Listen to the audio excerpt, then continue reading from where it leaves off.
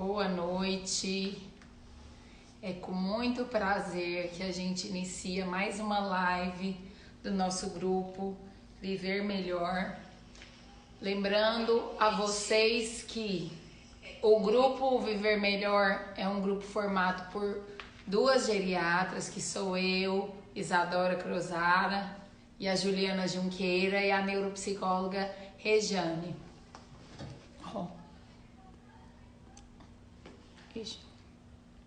Hoje nós então vamos falar sobre um tema super importante, que são as novidades com cuidado com a pele, né? Boa noite. Em geral, e um olhar mais especial para esse público 50 a mais. E a gente tem a honra de contar com a presença do Dr. Alessandro Alarcão, que para muitos dispensa apresentações, mas para quem não o conhece, é médico dermatologista, formado pela Faculdade de Medicina do ABC, né, em dermatologia. Ele é membro da Sociedade Brasileira de Dermatologia, conselheiro eleito da Sociedade Brasileira de Cirurgia Dermatológica e um speaker internacional da Allergan. É um prazer, muito obrigado pela sua presença, Alessandra, aqui conosco. Nós temos gostado muito desse momento e trazer gente com bastante experiência, com renome, para agregar nas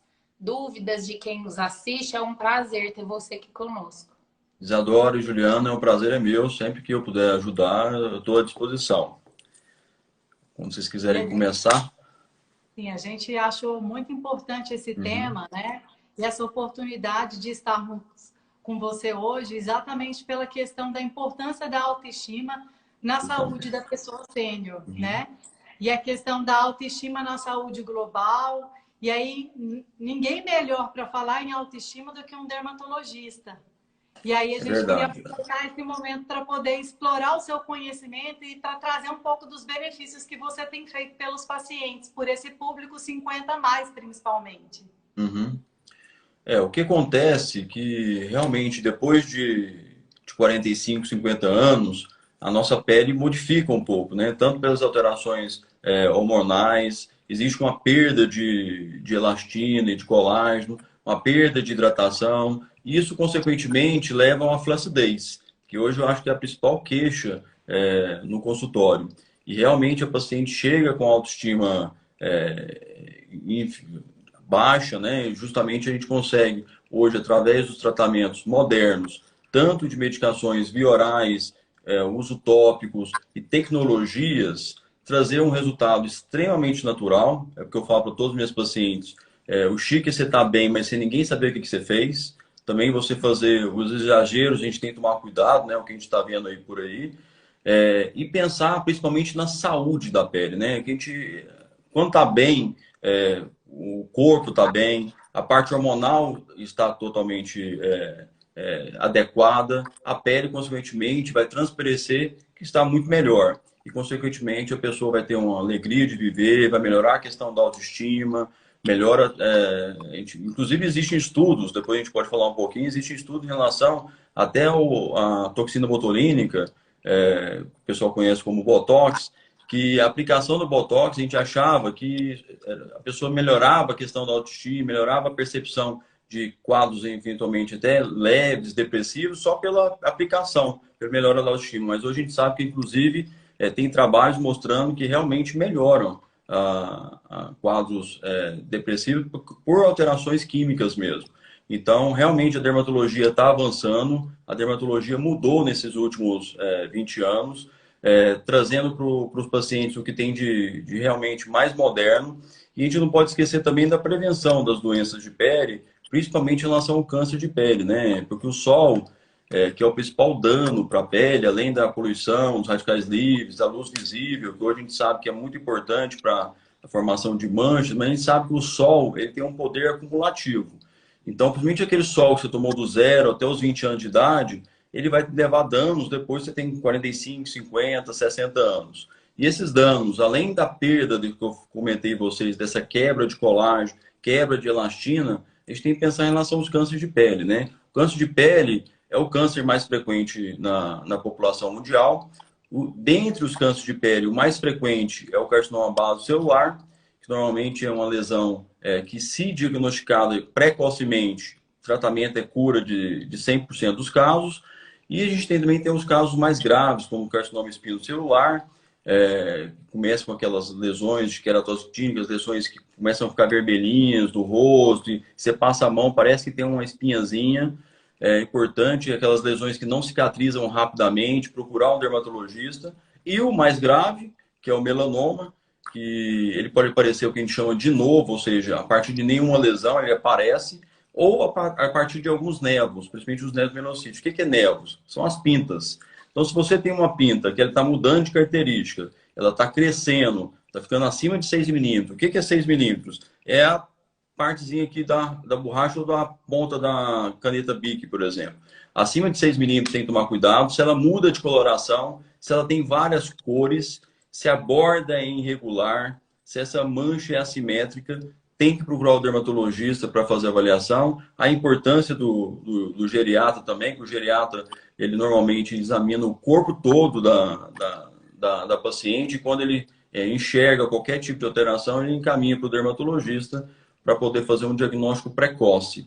Então, a gente tem que pensar que a pele é o maior órgão do ser humano. A gente tem que pensar também no envelhecimento dos cabelos, envelhecimento de unhas, ou seja, o tratamento em conjunto do geriatra, do nutricionista, do endócrino, do ginecologista e o dermatologista e, eventualmente, o urologista, no caso dos homens, sempre um tratamento multidisciplinar vai ser muito importante nesse tratamento da pele como um todo, porque não adianta nada eu fazer aplicaçãozinha de Botox, eventualmente fazer um MD Cold, se eu não tenho uma estruturação facial, se essa pele não está bem, nutrida, se o paciente não está fazendo uma hidratação adequada, por exemplo, Isadora e Juliana, tem lasers, que os principais lasers de rejuvenescimento facial são a base de lasers de Hébel, por exemplo, ou CO2. Esses lasers, o cromóforo, o que é cromóforo? O alvo do laser. O alvo do laser é a água. Então, se o paciente faz um laser com a pele muito desidratada, o laser não vai fazer efeito. Eu preciso que essa pele esteja muito bem hidratada, e a hidratação da pele começa com a ingestão de água. Então, o paciente tem que ingerir de 30 a 50 ml por quilo peso por dia, para ter uma hidratação adequada, como todo mundo orienta. E a gente tem que tomar cuidado também com alguns pacientezinhos, né, Isadora e Juliana? Tem pacientes que, eventualmente, com 75, 80 anos, que tem alguns problemas cardiológicos, alguns problemas renais, problemas de rins, que eu não posso repor essa quantidade de água. Eu preciso de ajuda de vocês para acompanhar esse paciente, mas que a gente consegue, mesmo esses pacientes, levantar a autoestima, tratar a pele, conseguir fazer todos os procedimentos, mesmo com algumas patologias e algumas comorbidades. Muito interessante suas colocações, já me deu um tanto de dúvida. Pergunta. Aquela, tem que trazer a caneta e papel, né? Para anotar. Mas assim, uma das coisas que você falou, que é um problema com o processo de envelhecimento, é que essa população ela perde a sede, né? Então eles têm um pouco de dificuldade de ingerir o tanto de água necessário. Isso vai trazer uma repercussão na pele. Sem falar também na ingestão proteica, que também auxilia na formação da pele. E a gente vê hoje mesmo, um paciente me falou, mas comer muita proteína não faz mal para o rim? Em excessos, pode vir a fazer, mas o tanto que a gente precisa, é difícil a gente conseguir a ingestão de proteína, ainda mais com o envelhecimento, o paladar muda, a aceitação das fontes proteicas, elas diminuem. Então, é importante a gente lembrar que não adianta só usar o melhor produto se eu não tiver com uma nutrição adequada, se eu não tiver com uma hidratação adequada, mostrando realmente que todos esses órgãos, eles estão unidos. Complementando, né? Unidos. A água faz parte de todas as reações químicas, né, do organismo. Então, a água é fundamental. Então, a ingesta de água faz toda a diferença. A vitalidade da pele, o paciente que está ingerindo a água de quantidade adequada para a alimentação é muito importante. Quando você falou em relação à ingesta de proteína, muitas dúvidas que eu tenho no consultório diariamente perguntando para mim se Doutor, eu estou tomando colágeno hidrolisado. Esse colágeno funciona? Qual o tipo de colágeno que é ideal para a pele? Eu acho que isso é uma curiosidade importante que os pacientes têm e que eu acho que é importante colocar para eles que colágeno hidrolisado, qualquer tipo de colágeno hidrolisado não funciona. O que funciona são os peptídeos ativos, né? São partes dessas proteínas que realmente têm algum tipo de funcionalidade em relação à pele. O que a gente conhece hoje de trabalhos publicados, trabalhos sérios, é que um peptídeo ativo seria o verisol. Então, o colágeno que contém verisol tem que ter uma dose adequada. Até 50 anos é uma dose, acima de 50 anos a gente utiliza outra dose. É um colágeno verisol que realmente, a longo prazo, o paciente pergunta até quando eu vou tomar colágeno? Até morrer. Ou seja, tem que, para funcionar, ele tem uma meia-vida longa, o colágeno verisol, para você ter uma ideia, ele pode ter uma meia-vida até de 12 semanas, mas a ingesta tem que ser diária. Existem alguns trabalhos também mostrando que a ingesta à noite, 1 hora antes de dormir, por causa do ciclo circadiano, existe uma tendência de uma absorção e de um resultado melhor. Existe um concorrente, que chama Peptan, que é um conjunto de peptídeos bioativos, que esse concorrente acha que não é só o verisol que faz efeito, mas lembrar que o colágeno hidrolisado de forma inadequada não adianta. Muitos perguntam para mim, eu sou vegano, né? Eu faço dieta vegana, e como que eu vou fazer com a ingesta de colágeno? Realmente, os colágenos, eles são produzidos, o colágeno verisol e peptan, a base de derivado porcino, ou seja, derivado de porco, embora a gente sabe que os bovinos, eles têm um resultado melhor, mas tem alguns países que tem a questão da questão cultural em relação à vaca, então as indústrias preferiram usar o porcino e tem também colágeno marinho. Embora o resultado do colágeno marinho é um resultado bem frustro, assim, um resultado, os trabalhos mostram. Na verdade, eu não acreditava nada disso, tá? Até 4, 5 anos atrás, quando o paciente falava que ia tomar colágeno, falava, a gente tem que estimular, tem que fazer laser, tem que fazer ultrassom, tem que fazer o que realmente funciona. Realmente, os bioestimuladores, a aplicação de ácido polilático, a aplicação de hidroxapatita de cálcio, a aplicação do próprio ácido hialurônico, que o ácido hialurônico ele vai puxar água, vai hidratar, vai estimular colágeno, elastina, é muito mais eficiente do que você tomar colágeno. Mas o paciente que quer ingerir colágeno, que tem aquele dinheiro para dispendiar, para gastar todo mês, porque eu falo para o paciente, a ingestão de colágeno, o resultado é muito frustro em relação às tecnologias. Então, mais pode complementar. Principalmente aquele paciente que faz muita atividade física, né? Que é importante a nutrição proteica adequada. Outro questionamento que me fazem muito é se associa ou não a vitamina C, porque muitas pessoas falam em relação ao colágeno, em relação à associação da vitamina C. Realmente os trabalhos mostram que a associação da vitamina C e do silício, junto com os peptídeos bioativos, vai ajudar bastante a vitamina C em relação à absorção, principalmente o éster de vitamina C. Por isso que é importante ter um dermatologista para prescrever de forma adequada essa medicação. E o silício, que o silício vai ajudar muito em relação a cabelos e unhas. A gente não pode esquecer que o cabelo também envelhece, né? O cabelo ele vai afinando, vai ficando mais fino, vai perdendo vida. As unhas vai ficando mais frágeis. Você pode começar a apresentar alteração na lâmina ungueal. É importante a gente hidratar essa lâmina também. Inclusive os cremes hidratantes, o paciente fala, não tem um hidratante específico para a unha? Tem. Mas se você não precisa usar o creme hidratante específico para a unha, você pode usar o próprio hidratante que você utiliza no corpo para hidratar a unha, que também é importante.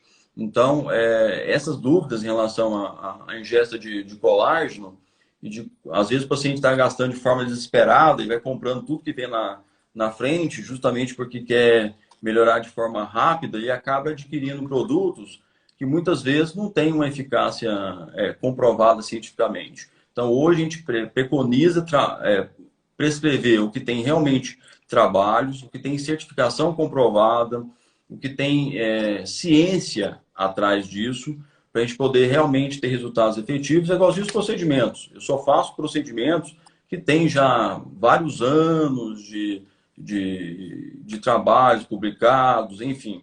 É igualzinho colágeno. Eu só comecei a prescrever mesmo, vou te falar a verdade para vocês. Eu comecei a prescrever tem menos de um ano que eu comecei a ver realmente as publicações começaram a apresentar forte evidência científica, que eu comecei a prescrever. Quando ainda tinha fraca evidência científica, eu nem prescrevia colágeno, porque eu achava que o paciente ia gastar muito pouco. E realmente os colágenos novos, peptídeos agora, bioativos, realmente eles têm uma funcionalidade. E assim, é importante a gente lembrar, porque o colágeno ficou muito popular, né?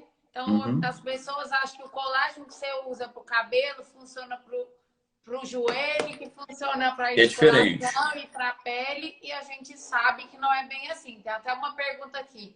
E o colágeno não hidrolisado? Então, a gente precisa de entender que para nós precisa de ter um pouco de ciência, né? Porque senão Uhum. fica mal indicado, faz uma polifarmácia no paciente sem benefício dessa E a indicação. gente tem que pensar no custo também, né? Hoje em dia, a questão de fazer o paciente gastar por gastar, sem ter benefício, o médico tem que ter essa responsabilidade também de pensar na questão de custo. Porque hoje a indústria vai, ainda mais a indústria de cosmecêutico, as indústrias que não precisam de prescrições médicas, eles vão lançar mão de artifícios de propaganda, disso tudo, e muitas vezes você não vê estudos realmente embasados que vão fazer, vai ter uma comprovação realmente para aquele paciente ou para aquela paciente.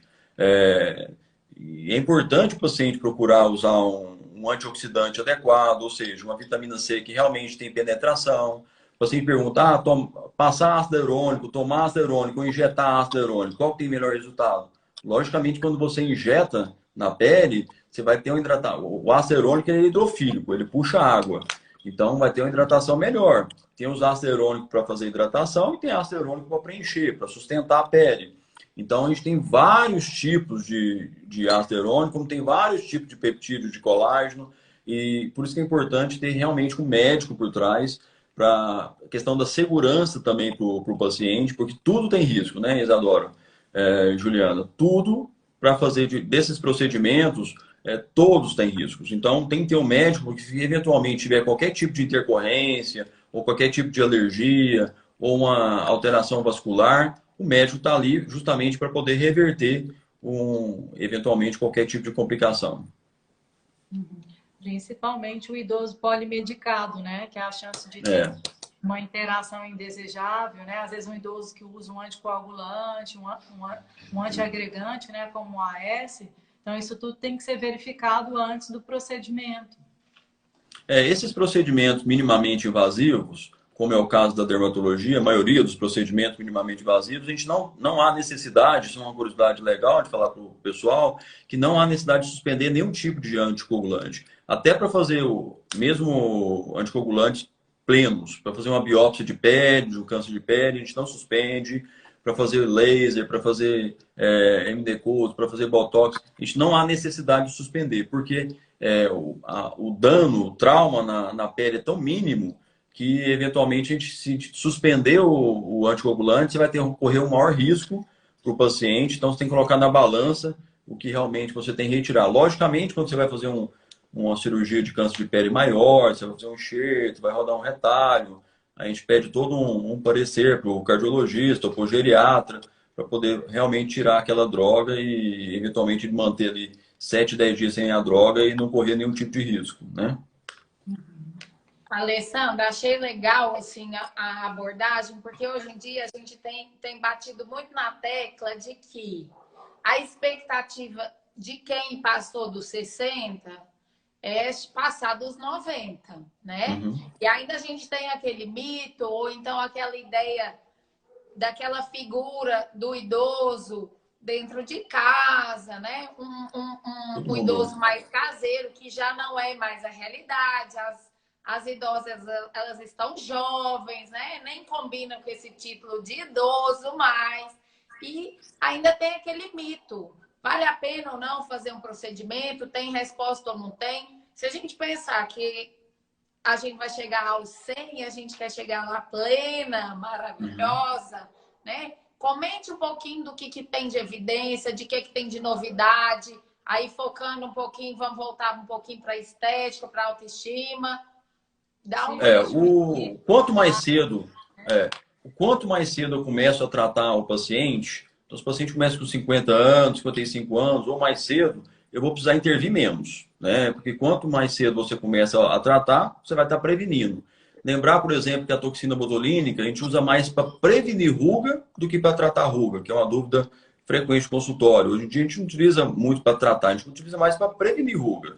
Porque a toxina botulínica vai relaxar a musculatura. Então, você, eventualmente, se você tem uma flacidez muito importante, isso acontece numa paciente, vamos supor, de 80 anos, 85 anos, que chega no meu consultório e fala, doutor, eu fiz toxina botulínica e piorou minhas rugas. Por quê? Porque você relaxou a musculatura e piorou a flacidez. Então, o paciente hoje, que vai chegar plena aos 80, 85 anos, eu tenho que tratar, eu tenho que prevenir justamente a flacidez. Então, o que existe para a flacidez? Existem medicações via orais, como a gente já falou, da questão dos colágenos, principalmente colágeno verisol e peptan, para ela tomar a longo prazo. Existem os bioestimuladores, que é o caso do ácido polilático, é o caso do ácido hialurônico e do hidroxapatite de cálcio, ou seja, eu vou aplicar produtos na pele que vai estimular colágeno. Quando a pessoa fala, vou aplicar colágeno em você. Não é verdade. O colágeno é altamente alergênico. Não existe mais colágeno para você injetar. O que você injeta são produtos que vão fazer com que haja estimulação de colágeno, para você melhorar a flacidez da pele. Porque o pior é quando a flacidez do paciente cai. E eu vejo muito hoje, paciente enchendo o rosto de preenchedores, né, para tentar levantar o rosto, e que deve ser o contrário. Hoje em dia a gente sabe que existem ligamentos. Por exemplo, existe o ligamento zigomático, retentor da pálpebra inferior, ligamento temporal, ligamento mandibular. Então, o que eu faço? Eu vou lá e travo esses ligamentos e vou levantando o rosto dessa paciente com aplicações localizadas de ácido hialurônico, sem eu precisar preencher o rosto todo da paciente. Aí eu vou com ultrassom microfocado, que é um ultrassom que passa pela pele sem causar nenhum tipo de dano. Ele vai na musculatura e faz microperfurações na musculatura, no caso do SMAS, da musculatura da face, e faz uma contração muscular. É como se você colocasse um bife na frigideira e faz aquela contração. Aí eu vou com laser, tanto os lasers ablativos como não ablativos, que hoje você faz laser e vai trabalhar normalmente, você sai do procedimento e vai direto para o trabalho, que os pacientes estão super ativos, então a gente faz o laser para melhorar a textura da pele, para estimular a produção de colágeno, ou seja, a gente vai associando procedimentos para deixar a paciente cada vez mais jovem, envelhecer bem, mas envelhecer de forma natural. Também esses excessos que a gente está vendo na estética, na dermatologia, muitas vezes a culpa é do profissional. O paciente chega lá, doutor, eu quero colocar lábio. Aí a paciente está com flacidez em volta do lábio. Tem flacidez aqui nesse ligamento, chama ligamento piriforme. Tem flacidez dos zigomáticos. Se a pessoa coloca lábio, como está com flácido esse ligamento aqui, vai ficar aquela boca bico de pato. Porque pesa, o ácido hialurônico vai para frente. Ou seja, tudo engloba. É importante o paciente procurar o dermatologista e falar assim, doutor, eu vim aqui que eu quero prevenir minha flacidez. Eu quero tratar a flacidez. Eu quero repor a estrutura óssea, porque a gente vai tendo reabsorção óssea. Eu quero melhorar a estrutura óssea. Eu quero melhorar a estrutura muscular. E hoje a dermatologia trata o paciente como um todo, Juliana e Isadora. Por exemplo, a doutora Georgia, minha esposa, ela gosta da área da parte ginecológica, por exemplo. O rejuvenescimento, hoje, a gente tem aparelhos, para você ter uma ideia, existe uma tecnologia, chama tecnologia IFIM, que é um campo magnético. O paciente senta numa cadeira, faz uma contração da musculatura pélvica. Isso vai evitar incontinência urinária, por exemplo, aquela senhora de 65 anos, 70 anos hoje, super ativa, na reunião da sua empresa, se ela tosse e perde um pouquinho de urina. Imagina o constrangimento dessa paciente. A gente tem que pensar na lubrificação também dessa paciente. Então, hoje existe ácido hialurônico, preenchimento da região genital, que a gente vai fazer um rejuvenescimento genital que vai melhorar a vida sexual dessa paciente. Então, a dermatologia, junto com a ginecologia, vai ajudar muito a melhorar a autoestima da mulher também em relação à parte ginecológica. Que a gente não pode esquecer que a mulher agora está sexualmente ativa por muito mais tempo, né? Então, hoje tem pacientes com 80, 85 anos chegam no consultório, doutor, meu namorado é mais novo que eu. Perguntar qual a idade? 30 anos. Então, nossa, vai ter trabalho. Então, ou seja, o mundo mudou. a perspectiva mudou. Tem muita gente começando a vida agora aos 60 anos. Tem gente fazendo doutorado aos 65, 70 anos, como eu peguei uma paciente hoje. Então, ou seja, a expectativa realmente de vida, e a gente fazendo isso, melhorando, por exemplo, essa paciente que procurou hoje, ela começou a fazer, aproveitou agora o período de pandemia e se inscreveu ela tinha um mestrado, mas tinha mais de 20 anos que não estudava, se inscreveu num doutorado. Vai começar um doutorado agora, ela está querendo melhorar justamente a autoestima da face, essas coisas, porque ela vai estar no meio de um monte de gente mais novos, teoricamente, e que é muito importante, eventualmente, melhorar a autoestima. E é muito importante também a gente lembrar, Isadora e Juliana, que na crise de 2008, uma das principais indústrias que cresceram foi justamente a indústria de cosméticos nos Estados Unidos e no mundo todo. Por quê? A pessoa perde emprego lá com 55, 60 anos. Todo mundo hoje quer estar do lado de uma pessoa bem cuidada, de uma pessoa que se cuida, de uma pessoa... A pessoa não precisa ser maravilhosa, muito bonita, mas a pessoa que se cuida muito bem, é agradável, é bom você estar do lado dessa pessoa. Isso para profissão, para qualquer profissão, também reflete. Então, a pessoa para procurar um emprego, ela tem que estar melhor, ela tem que estar com autoestima melhor, mais elevada. Então, hoje, com os procedimentos cosméticos, os procedimentos estéticos, tanto injetáveis como próprios cremes de hidratação, que vão melhorar o visto da paciente. Hoje tem laser que chama... que eu só hidrato a pele do paciente. Tem a questão dos drug deliveries. Eu passo um laser e aplico o produto que vai deixar a pele com visto melhor. Então, eventualmente, a gente faz entre aspas, um efeito Cinderela. Então, o paciente tem um casamento, tem algum evento mais importante, a gente dá um up geral na face do paciente. O paciente vai procurar um novo emprego, também precisa dar um up. E hoje em dia, a imagem é tudo, né? A imagem vende. Hoje está todo mundo fazendo selfie, então hoje todo mundo está tirando mais fotografia.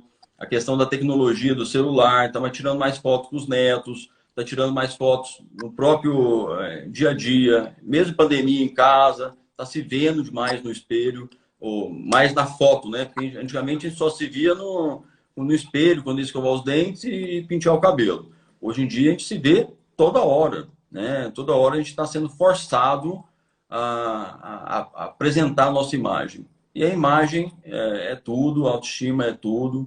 E realmente eu vejo os pacientes cada vez mais felizes. E o prazer que dá de você realmente levar a autoestima de uma mulher ou de um homem realmente é muito importante. E não adianta nada também ele estar bem da pele se não estiver bem do coração, não estiver bem do rim, não estiver bem do organismo como um todo. Por isso que a gente encaminha sempre para vocês para cuidar do restante. E quanto mais cedo, hoje procura, eu já estou quase na hora de marcar minha consulta, né? Ou Tem estou atrasado já? Uma pergunta aí, quando é que procura o geriatra? Na verdade, a gente tem pacientes de todas as idades, porque nós somos também formados em clínica médica. Mas a geriatria começa a partir dos 60. Mas assim como na dermatologia, a gente também faz a parte preventiva. Então, quanto antes, melhor. Né? Eu estou tendo muitos amigos com 45, 50 anos que já estão procurando, né, para fazer a prevenção. Eu tenho de 30 anos. Claro que você vai com menor frequência, né? Mas é um processo preventivo. Interessante, Alexandre, que você colocou, e já surgiram alguns questionamentos. A questão, então, do Botox tem um limite de idade, pode dar algum tipo de reação, quais são as complicações, e a pessoa que tem queloide, se esses processos dermatológicos, essas infiltrações, os lasers, se eles têm alguma contraindicação, e melasma, como é que é? Hoje eu sei que tem lasers maravilhosos, a gente tem que ficar bonito para fazer live, né? Vamos lá, então vamos começar pela questão do Botox. O Botox, quanto mais cedo você começar o Botox, melhor. Então, o paciente entre 25 e 30 anos, começar a fazer um Botox preventivo é o ideal. Logicamente, eu tenho pacientes que, eventualmente, de 18, 19 anos, são modelos, têm a glabela muito forte, a gente trata, porque existem 3 tipos de musculatura. O paciente que é um músculo cinético, o que é um músculo cinético? Ele movimenta só se eu pedir para o paciente. Tem um paciente que é hipercinético, você está conversando com ele, a musculatura está movimentando. E tem um paciente hipertônico, que tem aquela cara de bravo. Chega no consultório e fala, doutor, eu estou bem, tenho um emprego bom, ganho bem, mas todo mundo acha que eu estou com a cara de bravo. Então, tem musculatura hipertônica. Então, o que eu faço? Eu tenho que transformar essa musculatura hipertônica em hipercinética, para quiçá transformar em cinética. Mas, enfim, a idade inicial não tem tanto problema. O maior problema que eu vejo é um paciente acima de 75, 80 anos vir fazer a toxina botulínica, se você não prepara a pele desse paciente antes. Como eu falei para vocês, o Botox ele vai relaxar a musculatura. Então, se o paciente está muito flácido e você relaxa a musculatura, você pode ter uma pseudopitose de fronte, ou seja, cai a fronte da paciente, piora a ruga da pálpebra superior, as ruguinhas em volta dos olhos aumentam a flacidez e a pessoa foi lá justamente para melhorar. Então, o que ela precisa fazer? Ela precisa estimular a produção de colágeno, precisa fazer laser, aplicar ácido hialurônico, deixar a pele mais firme, aí sim iniciar o uso da toxina botulínica. A toxina botulínica, como qualquer medicação, ela tem seus riscos. Logicamente, são riscos pequenos, mas existem, inclusive de reação anafilática. Então, por isso que é importante, qualquer procedimento, realizar nesse tipo de procedimento é com o médico, ou dermatologista, ou cirurgião plástico, que realmente, se tiver qualquer intercorrência, ou se eu tiver um tipo de alergia, eu quero ter uma alergia ou dentro do hospital ou do lado do médico. Né? Então, realmente, o médico ele vai ser capaz de reverter essa intercorrência que pode, eventualmente, acontecer, inclusive, choque anafilático. As intercorrências mais frequentes do Botox são aplicações, eventualmente, que em músculo ou variações anatômicas indesejadas, que pode ter uma ptose da pálpebra, pode cair a pálpebra de uma forma desejada, você pode ter visão dupla, diplopia devido à aplicação, embora a gente pode aplicar no rosto todo. Tem áreas que eu evito o Botox. Eu não gosto muito da região em volta da boca, que eu acho que não fica tão natural, mas eu gosto muito para Botox, para contorno. Lembrar que o Botox melhora a enxaqueca, a gente utiliza também para várias patologias, para aumento do suor, hiperidrose, aumento do suor na palma da mão, da axila, que melhora muito a qualidade de vida, independente da idade do paciente. Então, o Botox realmente tem que ter uma orientação do seu dermatologista ou do seu cirurgião plástico. Em relação aos queloides, os procedimentos mais ablativos, um CO2, por exemplo, que é ablativo, ele tem mais chance de paciente realmente ter uma intercorrência de queloide, um peeling de fenol, os procedimentos mais profundos, que vai mais na camada mais profunda da pele. Esses procedimentos mais leves, mais superficiais, a chance de queloide é rara. Queloide, região centrofacial, é muito rara de qualquer forma. O mais frequente que pode acontecer, um peeling de fenol, por exemplo, é no contorno, é frequente queloide na região da orelha, na cicatriz do lifting. Por isso que hoje a gente tenta tratar ao máximo, inclusive eu entrego o paciente para fazer cirurgia plástica, já tratada da pele, preparada, a gente pode fazer laser antes de fazer o lifting. Então, qualquer procedimento que você vai ter corte, ou que você vai fazer abrasão da pele, pode, se o paciente tem tendência a queloide, realmente transformar e ter uma queloide, mas hoje em dia a gente consegue tratar. Então a gente falou do Botox, falou do queloide, vamos falar do melasma. O melasma são aquelas manchas escurecidas na face que as principais alterações que causam são alterações hormonais, a exposição ao sol, e hoje a gente sabe que o calor também é muito mais importante que a exposição ao sol direta. A gente não pode esquecer das radiações, né, que a gente falou do sol. Além da radiação ultravioleta A e B, que causa melasma, a gente pode esquecer da luz visível. Por exemplo, da luz azul, da tela do computador, do celular. Por isso que hoje já existem filtros. Filtro azul para você colocar na tela do celular ou na tela do computador para evitar a radiação que aumenta a produção desses pigmentos. Você ativa os melanócitos, que vai produzir a pigmentação, aquela pigmentação amarronzada. Hoje tem medicações de você tomar, tem antioxidante, tem fotoprotetores orais, como o piquenogenol, a glutationa, o pó-de-pó-glicotômus, que é um fotoprotetor oral que a gente toma de manhã e na hora do almoço. Não esquecer dos protetores orais, do protetor solar, que a gente falou em relação ao câncer de pele. O protetor solar acima do fator 30, ou até acima do fator 30, acima de 30 protege em relação a todos os tipos de câncer de pele. Protege 98% do câncer de pele. Assim me pergunta, por que tem protetor 99, 70, 100? Por que existem protetores? Para aumentar a resistência da pele às radiações, justamente em relação às doenças. Dentro do melasma, o lúpus, a erupção polimorfa à luz. Então, é importante o uso do protetor solar de uso frequente, pelo menos 3 vezes ao dia. Eu oriento meus pacientes 8 da manhã, meio-dia e 3 horas da tarde, repassar o protetor solar. Usar sempre uma água micelar. Se o paciente puder retirar esse protetor entre uma aplicação e outra, seria o ideal. Muitas vezes o paciente está trabalhando, ela passa um pó compacto com um protetor solar por cima e vamos embora, né? Porque não dá tempo de você ficar retirando essa proteção.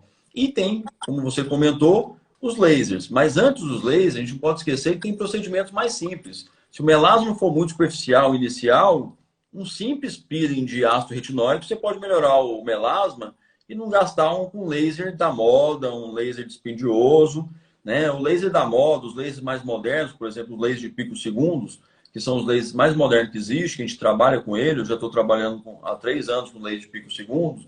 A gente utiliza para que, quais casos de melasmas? Os melasmas mais resistentes aos tratamentos normais, tratamentos com cremes, com clareadores, pacientes que são resistentes a tratamento, aí sim, você lança mão de tecnologias para tentar quebrar esse pigmento e o macrófago, que é uma célula de defesa, vai lá e alimenta daquele pigmento. Hoje a gente tem lasers que a gente trata a superfície, como é o caso do laser de túlio. Eu tiro aquela pigmentação superficial e vou com laser de picosegundo para quebrar a pigmentação mais profunda. Então eu faço associação de 2 tecnologias para me conseguir ter um resultado melhor. A gente tem que lembrar que melasma é a patologia uma das mais difíceis de tratar no consultório, porque o paciente mente, né? A gente sabe que o paciente mente, fala que não vai tomar sol e toma sol. E todos nós vamos viajar, se Deus quiser, passar logo essa pandemia, vai para a praia, eventualmente vai esquecer de usar o protetor solar. Então é uma doença que melhora, piora, melhora, piora. Isso eu vejo na minha própria casa, que a Georgia, que é dermatologista, minha esposa, tem melasma e não tem como eu exterminar esse melasma. Mesmo você utilizando, vamos supor, o ácido tranexâmico, que é uma droga via oral que a gente utiliza hoje para o melasma, a gente tem que tomar cuidado em relação hoje, quem estiver tomando em relação à pandemia do Covid-19, que a gente sabe que pode ter algumas alterações vasculares, então eu estou evitando de usar via oral o ácido tranexâmico.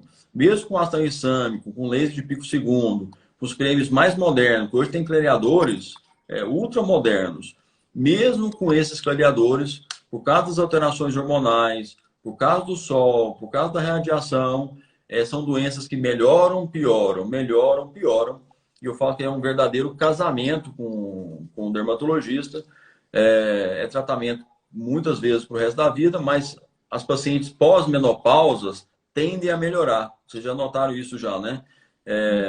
Que é difícil você ver um melasma muito resistente em paciente acima de 65 e de 70 anos de idade. Ela vai ter mais melanose solar, aquelas manchinhas do sol, que é diferente do melasma, tá? E, Alessandro, você falou, né? Nós moramos num país com muita exposição solar, né? Uhum. A gente tenta se proteger, mas às vezes a gente ainda é um hábito que precisa de ser adquirido por algumas de nós. E a gente voltando um pouquinho para a questão do câncer de pele, de lesão de pele, de com que frequência eu preciso de investigar as lesões, com que frequência eu preciso de um dermatologista estar me avaliando. Vamos falar um pouquinho mais sobre essa questão, que é importante. A avaliação dermatológica tem que ser feita pelo menos pelo menos uma vez por ano, com qualquer check-up. Mas, se esse paciente tem história de câncer de pele na família, se esse paciente já teve algum tipo de câncer, porque depois que você tem um tipo de câncer de pele, a chance de você ter um segundo é muito maior.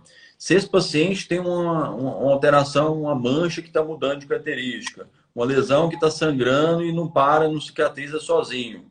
Ele passa vários cremezinhos para tentar cicatrizar e não está melhorando. Então, é hora de ir no dermatologista para ele avaliar. Então, na verdade, a gente faz um check-up anual. Hoje, a gente tem um equipamento, por exemplo, na clínica, que chama PhotoFinder, que a gente consegue fazer um mapeamento de todas as pintas do corpo. Isso fica cadastrado no CD que a gente dá para o paciente, além do software que a gente fica com ele. E a gente vai analisando isso anualmente, essas pintas, e ver a evolução. Porque antigamente a gente olhava, fazia dermatoscopia, olhava a lesão e falava, essa aqui está meio diferente, vamos tirar. Mas muitas vezes o paciente tem N número de pintas que você não consegue retirar todas. Então hoje tem tecnologia para você analisar as pintas, principalmente para prevenir o câncer de melanoma. Vamos voltar em relação ao câncer de melanoma, que é importante a população saber, todo mundo saber avaliar uma lesão. Então a gente tem uma regra básica que a gente chama de ABCD. Então o que significa a regra da ABCD para o melanoma? Que todo mundo possa fazer seu check-up. Você vai na frente do espelho e olha de frente, de trás, de lado, para ver se tem alguma lesão nova. E essa lesão, a gente tem que avaliar o A, de assimetria. Ou seja, você passa uma linha nessa pinta, se os dois lados forem diferentes, ela é assimétrica. Já é um sinal de alerta. B é de borda, ou seja, se a lesão tem umas bordas irregulares, se a lesão é certinha, ela tem menos chance de ser câncer. Mas se a borda é irregular, mais chance dela ser um câncer ou se tornar um câncer de pele do tipo melanoma. O C é a cor. Se a lesão tem várias cores, ela é mais perigosa. Então, se ela tem um preto mais enegrecido, um cinza, marrom claro, marrom escuro, muitas cores, é perigosa.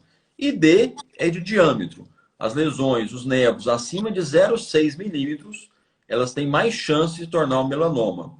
Então, o que é 0,6 milímetros? Como eu falei para vocês, se você pegar um lápis desse ou a caneta Bic, a bundinha da caneta Bic ou do lápis aqui, isso é 0,6 milímetros. Então, se for maior que essa lesão, ou uma lesão em crescimento, uma lesão que está sangrando, e ela era regular, era bonitinha, ficou irregular, corre para o dermatologista, porque lesão de melanoma, a gente tem que tirar o mais rápido possível, é realmente uma lesão de emergência.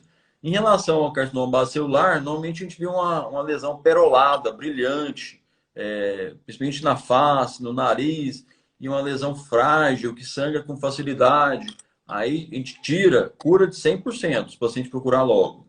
E tem as queratoses actínicas, né? Que são aquelas lesões provocadas pelo sol, são lesões que a gente passa a mão e parece umas crostinhas e fica meio pontuado. Você passa a mão assim, no paciente que é mais idoso, você vê umas pontinhas na pele, as lesões avermelhadas, que lá são queratoses actínicas, que são lesões potencialmente viram carcinoma espinocelular, que é um câncer também grave, que causa metástases, e pode acontecer uma quelite actínica também por causa do sol nos lábios. Por isso que é importante não esquecer do protetor labial. Então, além do protetor solar, já estava esquecendo de falar, passar o protetor labial, porque você pode ter uma quelite actínica e ter um carcinoma espinocelular nos lábios. Não esquecer também que aquele paciente tem úlceras crônicas. O paciente que tem úlceras crônicas, ele pode ter uma chance maior de ter o carcinoma do tipo espinocelular. Então, o paciente com úlceras crônicas, ele tem mais frequente no nosso consultório. Então, quem está tratando de úlcera crônica com vascular, ou mesmo com geriatra, é importante ter uma avaliação dermatológica também para evitar uma úlcera de Marjolin, que vai virar um espino celular. Enfim, então a avaliação, o check-up dermatológico tem que ser feito uma vez por ano, assim que a pessoa entra em idade jovem, pelo menos uma vez por ano. E se tem alguma história, já teve câncer ou história de câncer na família, eu peço para o paciente para voltar a cada 6 meses. Certo. A questão, você comentou então que o cabelo da pessoa idosa, o fio tende a ser mais fino. E aí, às vezes, algumas pessoas acreditam, mas agora eu não pinto mais o cabelo, tá com a cor natural.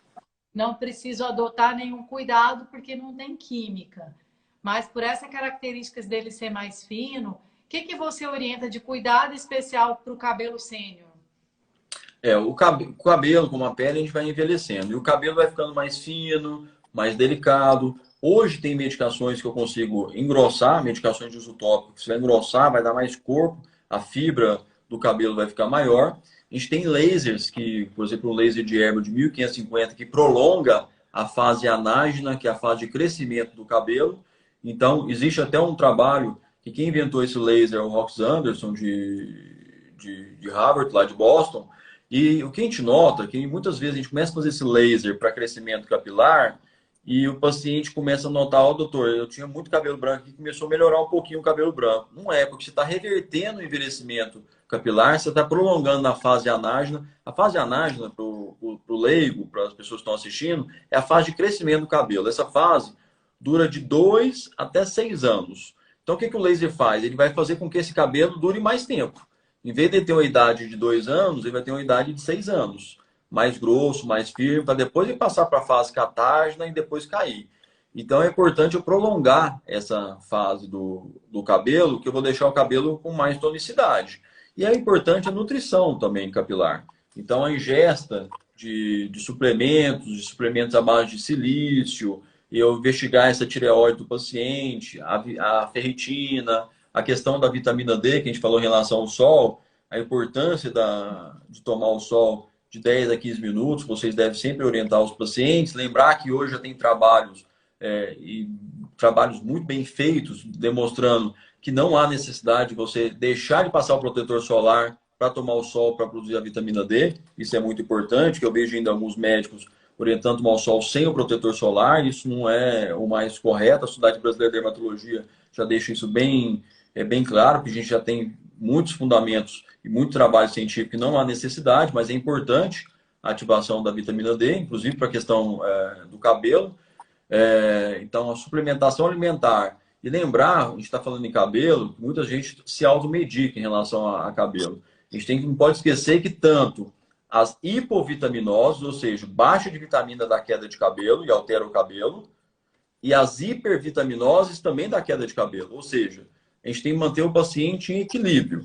Por isso que é importante o tratamento multidisciplinar, é importante ir no geriatra, é importante ir na nutricionista, é importante ir no seu ginecologista para avaliar e fazer um tratamento realmente. O geriatra acaba que muitas vezes, quando eu caminho, dependendo da idade do paciente, eu caminho para o geriatra já consegue balancear tudo e muitas vezes o paciente não tem uma comorbidade maior, não tem necessidade de ir no nutrólogo e nem fazer uma coisa maior. Mas é muito importante balancear.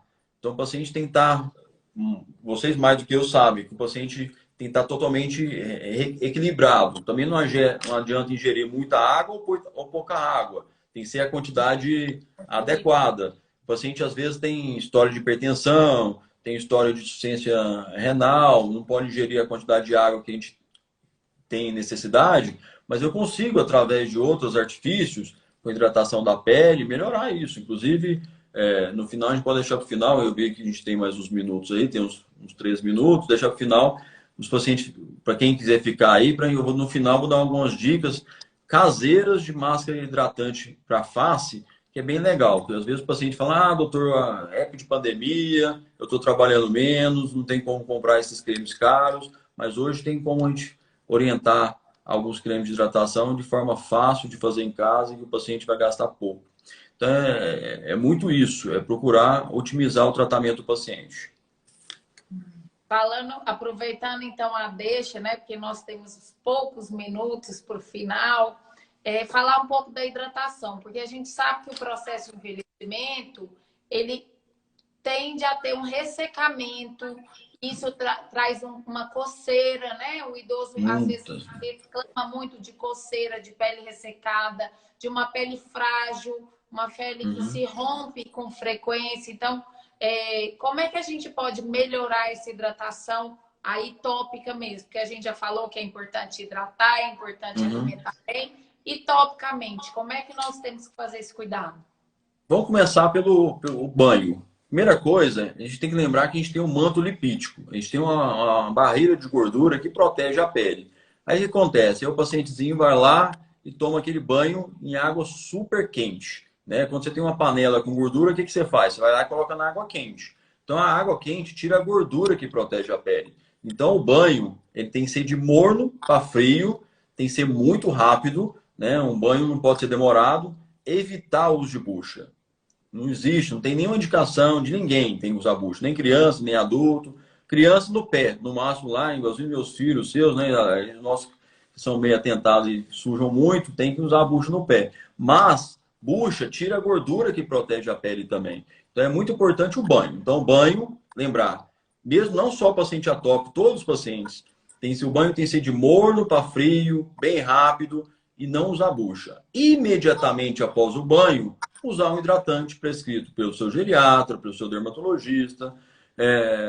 Existem hidratantes à base de ureia, à base de lactato de amônio, ou seja, óleo de semente de uva, óleo de macadâmia. Tem vários tipos de hidratante, a gente pode formular hidratantes específicos para o paciente passar, mas se a gente lembrar que após o banho, aquela hora que está mais vibrante, porque você usou uma água, mesmo seja uma morna, uma água para fria, está vibrante para penetrar o creme. Então, a melhor hora de passar o creme é justamente após o banho. Tomar cuidado com alguns erros que eu vejo frequentes é, eventualmente, o paciente passar um óleo antes de passar o creme. Que o óleo vai justamente fazer uma barreira. Que o óleo ele é importante para você não perder umidade. Mas você não, depois que você passa o óleo, não adianta passar o creme por cima, porque ele não vai penetrar. Então, eventualmente, você passa o creme, depois, mais para frente, você passa o óleo, vai ajudar a evitar aquela evaporação. Você falou em relação à fragilidade da pele. A gente vai ficando idoso, a pele vai ficando mais fina, com menos colágeno, menos elastina, e vai tendo uma fragilidade também capilar. Os vasos vão ficando mais finos, frágeis. Qualquer batidinha arrebenta um monte de vaso no braço, rompe. Isso diminui muito a autoestima do paciente. O paciente fica muito aflito. Eu vejo muito paciente chegando, tá 40 graus com a camisa, uma blusa, fechando tudo, que com vergonha justamente disso. Existia, a gente usava muito antigamente, na época da minha residência, alguns anos atrás, a gente usava muito a vitamina K1 de uso tópico para essa fragilidade capilar e resolvia muito bem, mas ela foi proibida de uso devido à quantidade de alergia. Então, hoje, o que a gente faz? A gente estimula a produção de colágeno desse paciente, usa muita vitamina C, a vitamina C ajuda, lembrar que tomar cuidado com a ingesta de vitamina C em relação aos cálculos renais, a gente está falando em relação à vitamina C aí, vocês sabem muito bem que tem cálculos renais que, se ingerir em excesso de vitamina C, pode aumentar os cálculos renais. Eu prefiro a vitamina C que tem liberação prolongada, para justamente evitar esses picos de vitamina C. E usa creme para realmente estimular a produção de colágeno, fortalecer tecnologias, usa lasers. E tem lasers hoje, por exemplo, como o Vibim, que a gente tira esses vasinhos, esses hematomas, de forma bem rápida, e deixa o paciente muito mais confortável. Então, é importante o banho e importante a hidratação. E a gente já falou da ingesta de água. E evitar também excessos com bebida alcoólica. A bebida alcoólica também ajuda a desidratar a pele, aumenta os radicais livres. Todos os excessos, né? Excesso de atividade física, tudo que é excesso. A gente não pode esquecer do tabagismo também, que acomete bastante a pele, resseca mais a pele, e algumas comorbidades, como alterações da tireoide, investigar se essa tireoide está funcionando bem, se ela não tem um paciente tem um hipotiroidismo, que pode agravar mais ainda essa pele do idoso, ficar mais ressecada ainda, a pele fica pinicando, o paciente sai do banho e pinicando, e às vezes não sabe o que está acontecendo. Então, acho que é muito importante, inclusive o geriatra, sempre orientar em relação ao banho, que muitas vezes a gente esquece de orientar em relação ao banho, e isso é de extrema importância. Lembrar daquele paciente acamado, né, Alessandro? Que é uma dificuldade, né? Então, o paciente acamado tem que ter um cuidado excepcional com a pele, evitar umidade, porque isso aumenta lesão por pressão, escaras, né? Fralda, né? Esses cuidados com a pele são importantes, que a pele é uma barreira, né? E uma vez rompida, pode ser a porta de entrada, às vezes, para uma infecção. Tem o dexapantenol, que eu não tenho nenhum conflito de interesse, vou falar o nome comercial, tipo o Bepantol, o dexapantenol. Ele protege muito lábios, para hidratar o lábio no paciente mais idoso, pode proteger bem a região da virilha. Então, é um medicamento barato, simples, se você acha em qualquer local, e é importante essa hidratação. Os pacientes hoje queixam bastante, e tem que tomar muito cuidado também, o paciente está queixando muito de ressecamento da boca, de investigar todas as doenças que causam também o ressecamento, né? Acho que as dicas, né, que eu tinha falado. Vamos para as dicas. Tem 5 minutinhos, Nós né? temos mais 3 minutos de live. Então, Quando eu oriento fazer algumas máscaras faciais caseiras, eu vou falar de 3 principalmente, eu oriento o paciente, primeiro, a gente tem que ter hoje em dia, tem que ter todos os cuidados, né, de limpeza de pele. Então, você pode usar, lavar o rosto com água e sabonete mesmo, pode usar uma água micelar. A água micelar é boa, que ela é nutritiva, vai tirar a maquiagem, e ela tem um pH lacrimal, então você pode usar na boca, pode usar na área dos olhos, em toda a região. Então, você limpar bem a pele, eventualmente, para você aumentar a absorção dessas máscaras, você pode usar uma água levemente morna para você lavar o rosto. Uma máscara nutritiva que todo mundo fácil de fazer é amassar abacate mesmo. Pegar o abacate, que é rico em vitamina E, e essa vitamina E ajuda, como eu falei, ajuda muito como antioxidante e como hidratação. Passa aquela máscara de abacate, pode pôr um pouquinho de azeite de oliva, deixa 15 minutos e depois lava com água fria. Sempre para a água fria, para justamente fazer aquele choque térmico, fazer uma vasoconstrição e ajudar no tônus, na hidratação da pele.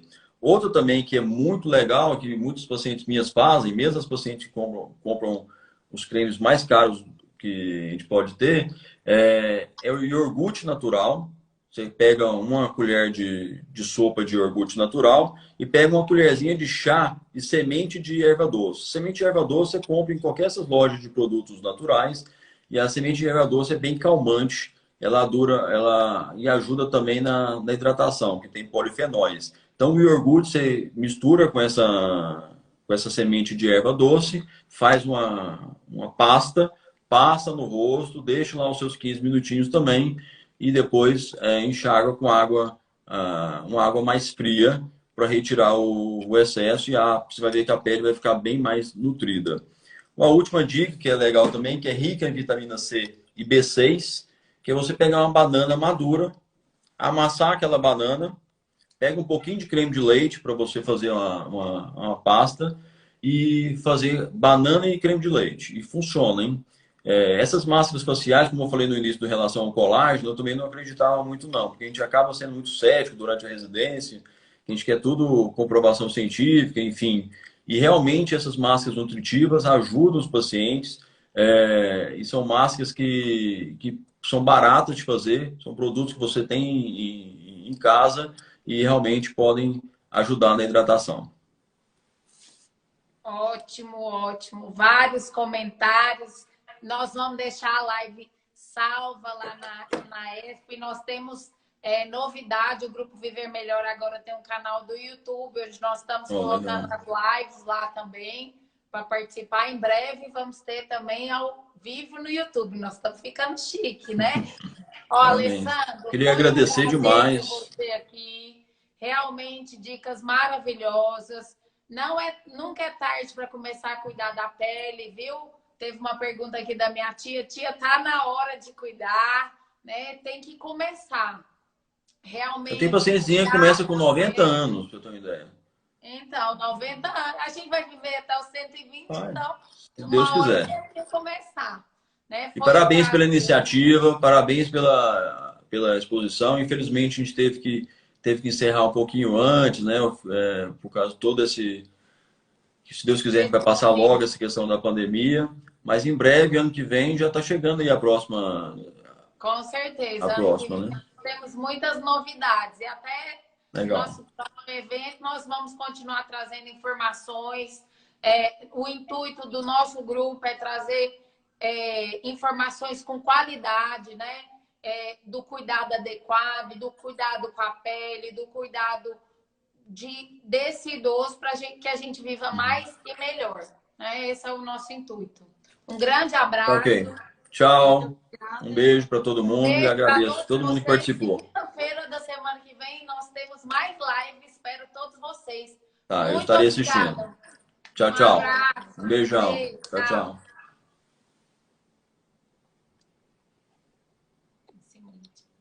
Encerrar. Não.